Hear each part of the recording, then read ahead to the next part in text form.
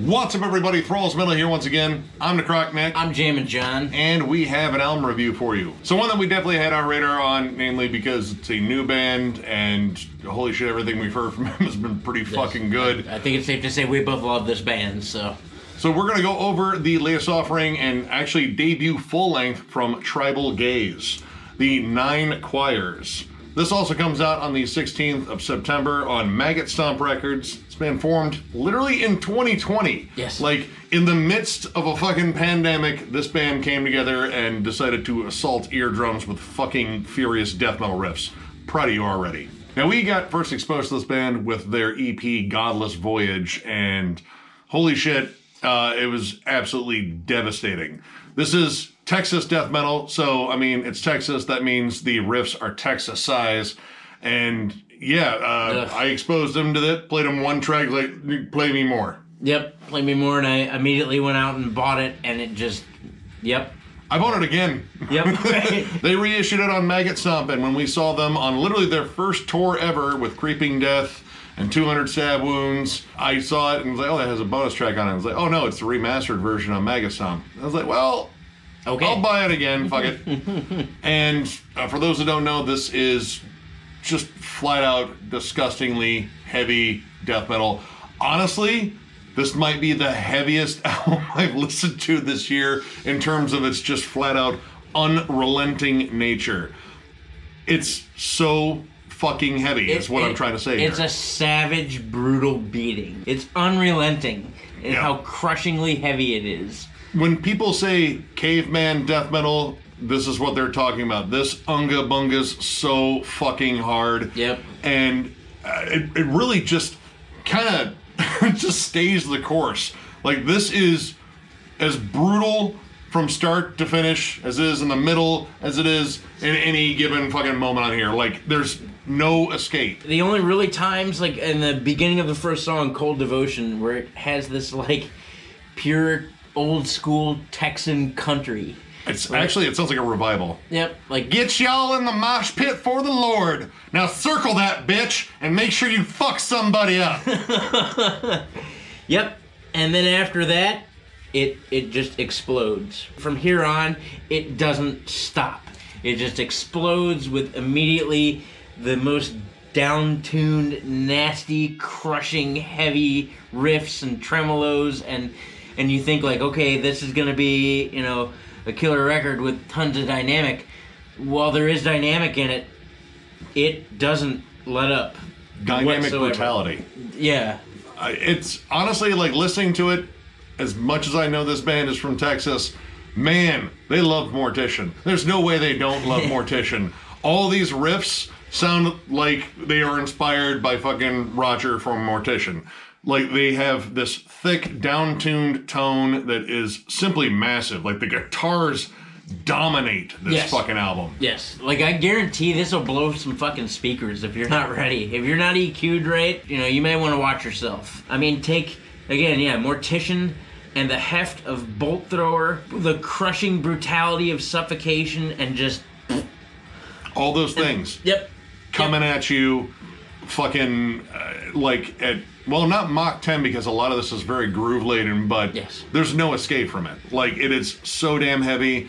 The vocals sound feral and raw. The vocalist switches up a little bit between, like, a more raw, kind of throaty, hardcore scream. It kind of sounds like if you took the vocals from an Integrity album, except lowered them a bit, like dropped down to more of a mid-register versus that dude's high scream, and then pivot that between just deep, nasty death metal roars. Yep. He's always had a good death growl. I mean, you can hear it on Godless Voyage. Like, he's got nasty, deep growls. He does play around with the vocals a little bit more in this record than he did so the EP. There's screams, there's growls. I even get reminded of, like, Riley Gale, but like the death metal version of Riley Gale. Yeah, and even musically, occasionally, you get a little bit of that power trip energy, especially on the song Together in Its Presence. There is sort of that hardcore meets death metal vibe, but the riff itself, like, it feels like it could have been on Nightmare Logic. Yeah. And even the vocal delivery, it's very reminiscent of Riley Gale, and we know this band loves power trip. They actually had Riley Forever on their drum kick head. drum, and the kick drum head. The bulk of this album is very groove centric. Like, this is a lot of just massive chugs and big lumbering grooves. They only use like blast beats and like faster rhythms to kind of just break away from those occasionally. Like, there are a couple songs that are a little bit more on the fast side, but most of the time it's about that steady mosh groove. Well, it's weird because they use those faster blasts, because they don't happen frequently, no. But they use them to kind of like break up heavy riff sections. Like, okay, here's one heavy riff, and then here's a blast to kind of transition it, but it doesn't really transition in a typical sense. Like, it breaks up heavy grooves. Honestly, it's the drums that transition more than, say, the riffs. The riffs will kind of just lay on it, maybe a little bit of variation when they pick up speed, but most of the time they're kind of just laying on just a big chunky groove, which you can throw a blast on top of that. You can do a straight up like double time bolt thrower groove to that, or you can just break it down even further and throw a fucking dirty slam on it. The main thing is the riffs really drive this, and the riffs, I'm not gonna go ahead and say like these are the most clever riffs out there. You've definitely heard stuff like this before, but I think it's just the intensity in which they are played. Jesus. They are going for like the heaviest sounding riffs possible.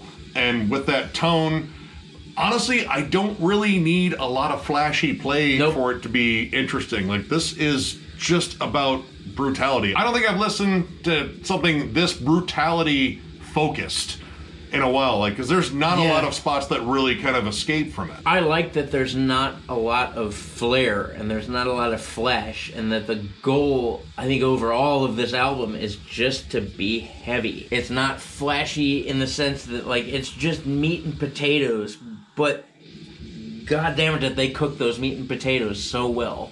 And I don't need anything beyond that. That's a meal in itself. And that's kind of what the entire, epitome of this album is. I mean, well, with the outright brutal nature of it, it's like taking the fucking bone and the T-bone and making a shank out of it and then stabbing someone.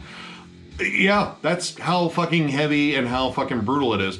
And it's very centered on a particular sound. Like, there's a lot of just flat-out old-school death metal groove. 100%. Bands like Brutality, Obituary, a fuck ton of Mortician. Again, I gotta bring up that band because, man. But it's also that hardcore groove, too. Like, there is, like, an extra bit of violence peppered in those grooves. Yep. And it's that hardcore stomp, the vocal delivery on top of that. Like, it kind of has a hardcore cadence as well. Everything about this album is just steeped in, I know we're friends, but I'm probably gonna have to fuck you up listening to this. You understand, right? Yeah, Pick up your teeth. I mean, I think this record, when they finally played this album live, watch the fuck out. We saw these guys live. They played songs off this album. We saw what happened in the pit. It was just a fucking whirlwind of body parts. Like, we saw plenty of people fucking wipe out. Yep. And they got back up. No one died. So, mission accomplished. It's hard to pick out the heaviest moments on this record.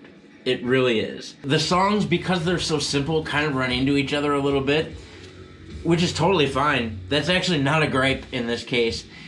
But, like, I can't tell you what the heaviest moment is. The song Shapeless Sovereign, the breakdown in there is destructive. Like, they might beat out Suffocation for the heaviest brutal riff. Yeah, these riffs literally fucking club you over the head with a fucking rock or a large tree branch, then drag you by your hair back to the cave, and, well, whatever happens there happens, and, well, we know how this joke ends. Right? No one wants to get unged in their bunga. There's reasons I don't take my bunga out anywhere. And, like, hearing, like, the hardcore stuff kind of come out in the forefront, because most of this, again, just very brutal, straightforward, groovy death metal.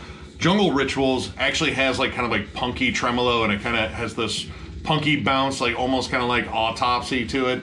But, again, played extra brutally because that is the gear that this band is in. And like you said, well, this album kind of, has an issue with songs running together because it kind of has a uniform brutality to it. I don't necessarily mind it, much like you, because this is kind of a good uniform, just listen to it all at once. Yes. And the thing about this is you get pulled into the gravity of this album. Like, it's that fucking heavy. It has its own gravity, and I mean, if you don't like it, you can always burn up in re-entry and die. It literally took my face and pulled it into a stank face, where it stayed the entire out, just blah. Yeah. Ugh. I lost count of all the stank faces. I think my face might be broken due to this album. My face made so many stank faces that it hurts to go like that. Like, I can feel it right in here. I can. The production fucking amplifies it, too. Like, that guitar tone is so massive, but it doesn't drown out anything. And that was kind of my fear, but the drums sound especially huge on this. They sound especially huge because they sound more raw. They don't sound nearly as condensed and as, like, clean as they did on the EP. I reference thrash a lot because they're kind of like thrash-sounding drums. They're not overproduced. They're just very raw and in your face like the rest of the album is, and that's why they're so big on this. And this is literally what you get live. Like, after seeing them live, like, this is exactly like their live sound, minus the people screaming, "You're fucking awesome," or "My fucking leg's broken."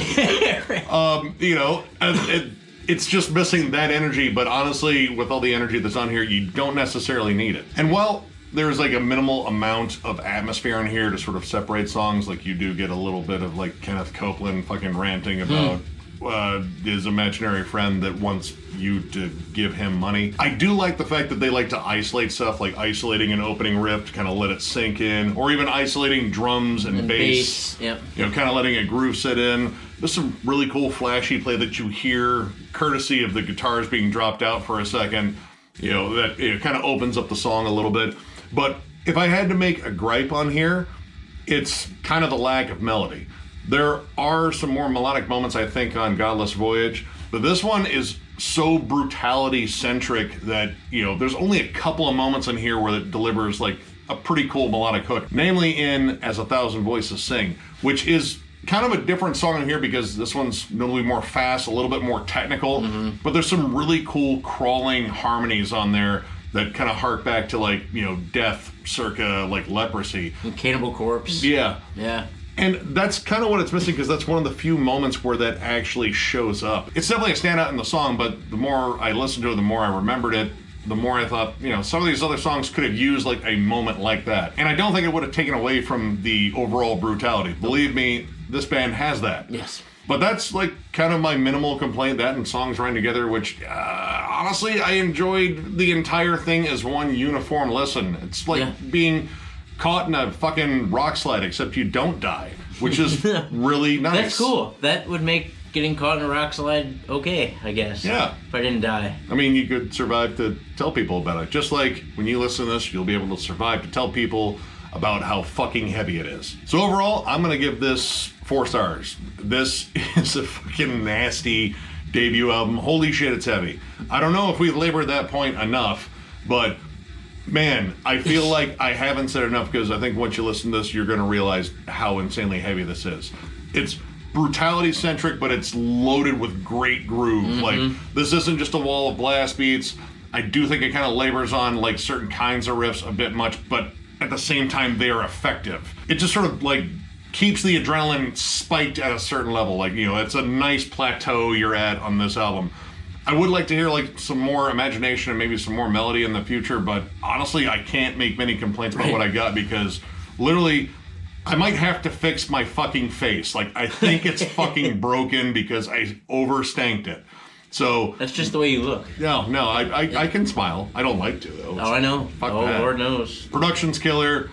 All the instrumentation's fucking killer. It's primal. It doesn't like you, but listen to it anyway. Oh my god, just check this fucking band out. Check out their EP too. It's also awesome. Take it away, John! I've been a fan of this band again since Nick first showed them to me back when Godless Voyage came out, and it much like you said, we got one song in and I was like, yes, this all day. Visible Erection. I definitely knew I wanted to review this album when it came out. You know, we just went and saw these guys live, I mean, like a week ago? The live set was crushing, and they played some new music, and that was crushing, and I knew that this record was not going to slouch in that department. It's definitely a 4 from me.